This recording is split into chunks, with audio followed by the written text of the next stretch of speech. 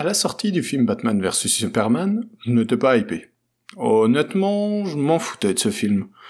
J'attendais de toute façon rien de film de super-héros depuis la sortie de The Dark Knight Rises. Mais j'ai commencé à avoir des critiques qui descendaient complètement le film, et d'autres qui lui trouvaient quelques petites qualités. Alors, j'ai eu envie de voir le film, pour me faire ma propre idée. Et là, j'ai dit à tous ceux qui me demandaient ce que j'avais pensé du film, mais putain, c'est juste la meilleure adaptation de la vie de Jésus que j'ai jamais vue.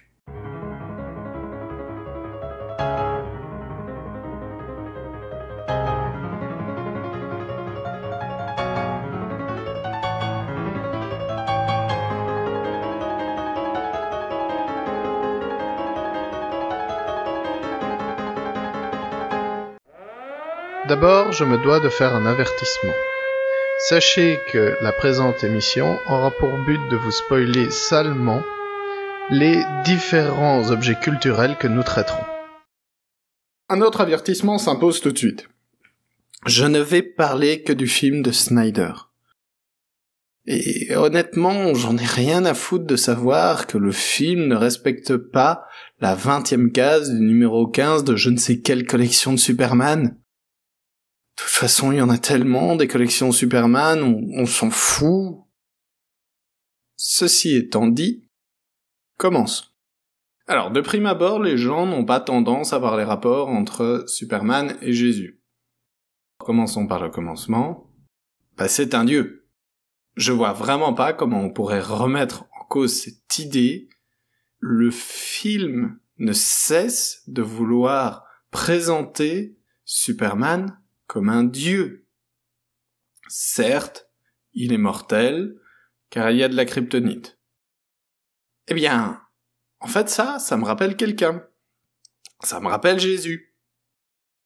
Alors, je sais que dans l'histoire du christianisme, Jésus n'a pas toujours été défini théologiquement comme Dieu et homme à la fois. Je suis désolé s'il y a des arianistes qui nous regardent, mais oui, ce dogme a eu une histoire longue et fastidieuse qui a été réglée par des conciles et qui par la suite a été acceptée par les réformateurs. Mais pour simplifier, disons qu'on va se baser sur les dogmes du christianisme actuel. Alors, un deuxième point à aborder, c'est que symboliquement, le film a très clairement présenté Superman comme un sauveur. Beaucoup de scènes le présentent de manière à l'iconiser complètement dans ce sens. Et il faut aussi penser qu'à la fin du film, Superman meurt littéralement pour sauver, peut-être pas l'humanité, mais en tout cas les habitants de Gotham et de Metropolis. Et tout cela, il le fait face à un ennemi qui se nomme Doomsday. Doomsday. Tiens, ça se traduit comment en français, Doomsday? Bon, après, il n'y a pas que ça. Faut quand même rappeler qu'à la fin du film, on voit très clairement que Superman va ressusciter. Et parlons-en de cette résurrection. Apparemment, la résurrection va se produire dans le film Justice League. Entre Batman vs Superman et Justice League, il se sera passé 2 films. Ce qui fait de Justice League le 3e film après la mort de Superman. Et Jésus, il est ressuscité combien de jours après sa crucifixion? Et oui, selon la Bible, il ressuscite le 3e jour.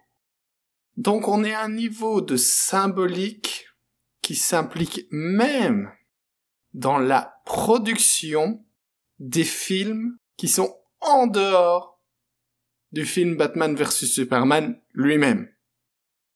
La symbolique va très loin. Mais je sais ce que vous allez me dire. Me tu surinterprètes? Et je vous répondrai, bah oui, c'est le thème de l'émission. Pour continuer, je ne vous parlerai pas de Batman, qui me paraît à moi être Judas, car il est l'instrument de la mort de Superman, en le regrettant par la suite, comme Judas est l'instrument de la mort de Jésus.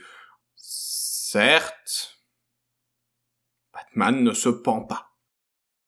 Je ne vais pas non plus vous parler du fait qu'il va faire un voyage dans le désert, ou bien encore de l'obsession de Lex Luthor pour le tableau de son père, ou enfin du fait qu'il est crucifié allégoriquement par Batman durant le combat. Non, je ne parlerai pas de tout ça, bien qu'en fait je vienne de le faire.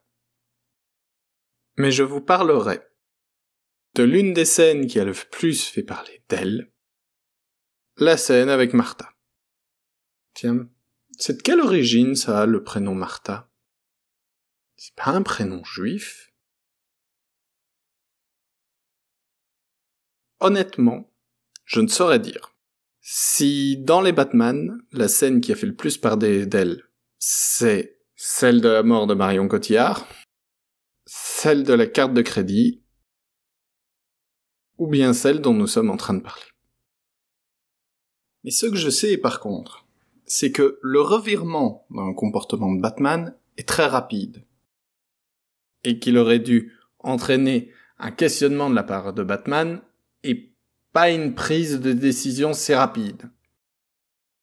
Mais, rappelez-vous une chose, c'est que dans ce passage, le temps est compté.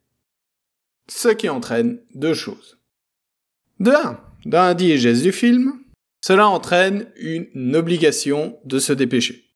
Mais, pour le spectateur, cela entraîne aussi une impression de plus grande rapidité, étant donné qu'on nous a mis dans un état de stress par rapport à l'issue du combat pour la vie de Martha.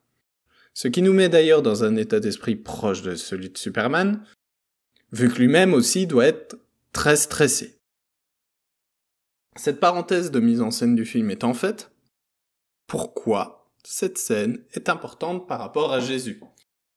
En dehors du fait qu'on ait choisi aléatoirement un nom araméen pour la mère. Dans la vie de Jésus, Marie, sa mère, a une certaine importance. Certes, une moins grande importance que dans certaines religions chrétiennes, mais elle en a une quand même. C'est la seule chose qui évoque l'humanité de Jésus.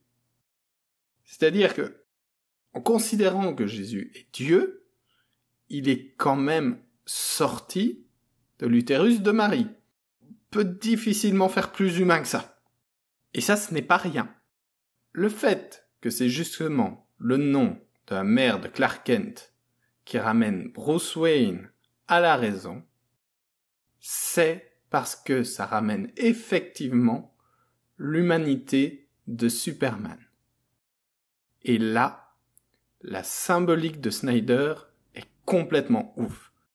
Car, de un, d'un point de vue complètement premier degré, bah oui, il a une maman comme moi, donc il est humain.